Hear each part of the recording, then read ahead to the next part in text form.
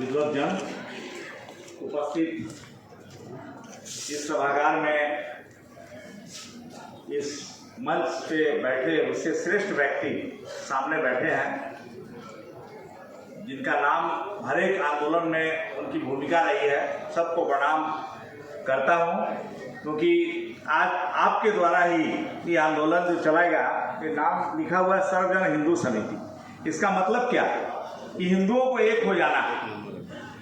राजनीतिक दल क्यों बनते हैं?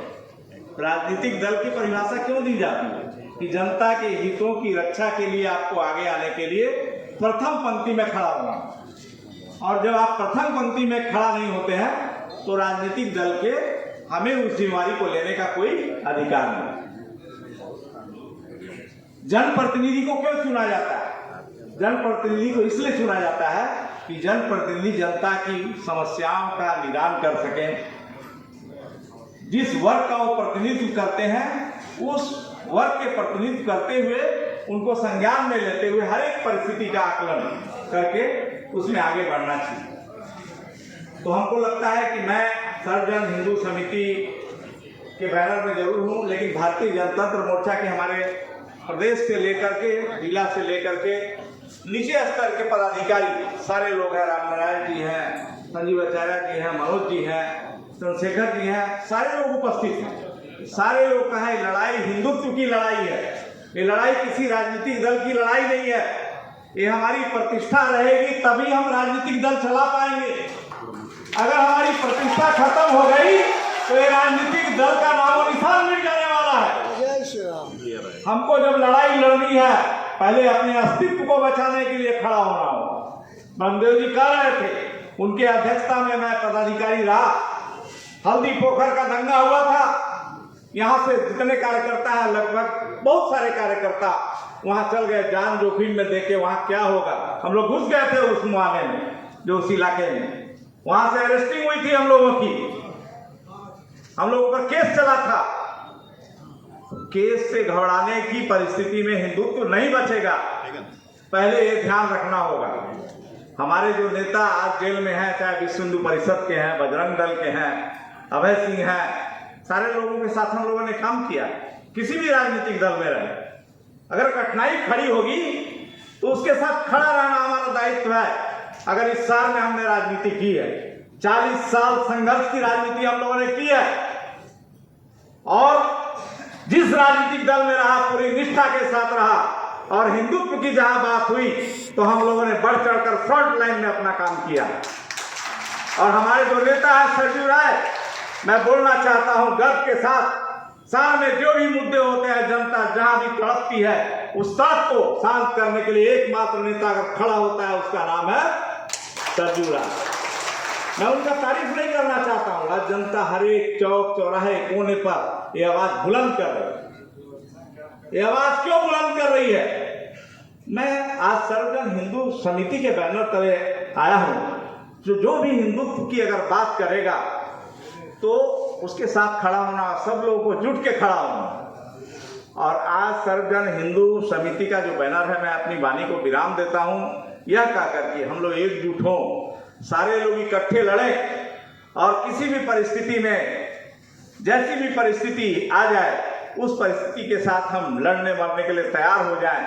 ये परिस्थिति हमको बनानी होगी। आज बड़ी संख्या में महिलाएं उपस्थित है इस लड़ाई में। वो सामने फ्रंट में बैठी हुई है, मंजू जी देख रहे हैं, पूरी टीम लेकर आई है। बहुत सारे भाजपा की महिला लोग हैं, सबको जानते हैं हमें, राष्ट्रपति जी हैं, रामनाथ जी, बहुत सारे ऐसे लोग हैं, विनोद जी हैं, ये सब लड़ाकू लोग। ये जो फ्रंट में चलेंगे, अजय जी हैं, बहुत सारे का नाम छूट सकता है। तो कहने का मतलब है, ये लोग फ्रंट अगर चल दिए, चलने में देरी है, चला कौन नहीं रहा,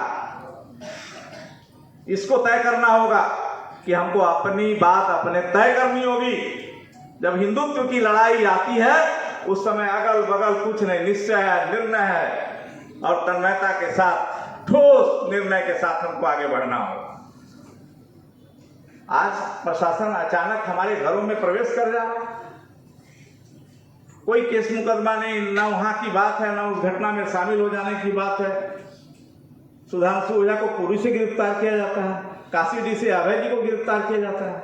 जो डेलीगेशन जा रहा है, एक वकील है उसमें, विश्व हिंदू परिषद का आज तक डेलीगेशन गया, कभी वो लोग लड़ाई में नहीं रहे, और डेलीगेशन जाता है उसको गिरफ्तार कर लिया जाता है। तो ऐसा हास्यास्पद स्थिति पहली बार जमशेदपुर में हुई। मैं इस बात को इसलिए रखना चाहता हूँ, सभी को सर्वविदित है, प्रेस मीडिया के बंधुओं को, अखबार के पन्ने में हिंदुत्व को प्रखरता के साथ आप छापिए, सुबोध श्रीवास्तव का नाम मत छापिए, लेकिन आज जो विकट परिस्थिति है ये छापिए कि आज हिंदुत्व की लड़ाई पूरा जन समुदाय लड़ रहा। हस्ताक्षर अभियान में सारे लोग, हम लोग तो कम लोग थे, जनता आकर के साइन कर रही थी, वो सीधा एक बार पढ़ रही थी, सीधा साइन कर रही थी। कहने का मतलब है कि उनमें भी छटपटाहट है, वो भी रोज अखबार पढ़ते हैं, देखते हैं क्या हो रहा है, वो बोल नहीं पाते हैं, नौकरी पेशा में, व्यवसाय में, सारी स्थितियाँ परिस्थितियाँ बनी। गोस्वामी जी के नेतृत्व में समिति बनी। गोस्वामी जी ठोस निर्णय लेने वाले व्यक्ति हैं, ठोस निर्णय लेंगे, और जब निर्णय लेंगे तो पूरा सबको मानना होगा। और हम लोगों ने भारतीय जनतंत्र मोर्चा, सरजू राय जी ने हम इसके साथ कल ही बैठक की हम लोगों ने कि इस बैठक में सारे लोग को आना है और ये निर्णय गोस्वामी जी देंगे, उस निर्णय के साथ सबको खड़ा होना।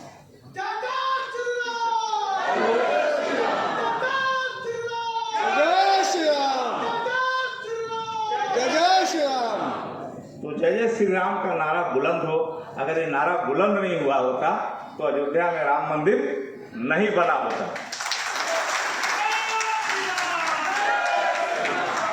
मैं अपनी वाणी को विराम देते हुए विषयांतर नहीं होना चाहता हूँ। जब बात आ गई श्री राम की तो 2 शब्द में गोस्वामी जी अपनी बात को विराम दूंगा। 91 की रैली थी दिल्ली में, आप भी गए थे, पैर रखने की जगह नहीं थी, हर एक कोने से लोग निकल करके पहुंच गए थे। वोट क्लब पर रैली थी, हम लोग सब लोग इकट्ठे थे, यहाँ अधिकांश लोग होंगे। हम इसलिए कहना चाहते हैं इस बात को कि उस तरह का समय यहाँ क्यों नहीं बन रहा, अब बनना चाहिए। कहाँ कमी है, कौन सी परिस्थिति आ गई है, कौन परिस्थितियां हमको रुकावट डाल रही है, उस रुकावट के पन्ने को फाड़ना होगा, तब इस लड़ाई को हम हार दे पाएंगे। अगर हम इस लड़ाई में थोड़ा भी चूक गए तो आने वाला कल हिंदू समाज हमको माफ नहीं करने वाला है। हम अंत में अपनी वाणी को विराम देते हुए आदरणीय गोस्वामी जी से हम आग्रह करते हैं और हम क्षमा भी प्रार्थना, थोड़ा ज़्यादा बोल गए, हो सकता है कोई बातें इस विषय से अलग हुई होगी, लेकिन अपने लोग जब बैठते हैं पुराने दिनों की बात याद आती है। बहुत सारे पन्ने हैं, अगर बोलना चले तो हम लोग 4 घंटे बोल सकते हैं। जैसा प्रसंग हुआ है, लड़ाइयाँ तो बहुत लड़ी, आपस में लड़ने से ज़्यादा अच्छा है कि जहाँ लड़ाई लड़नी हो वहाँ खूंटा मजबूत हो, और तभी हम लड़ाई को जीत पाएंगे। जय श्री राम, वंदे मातरम।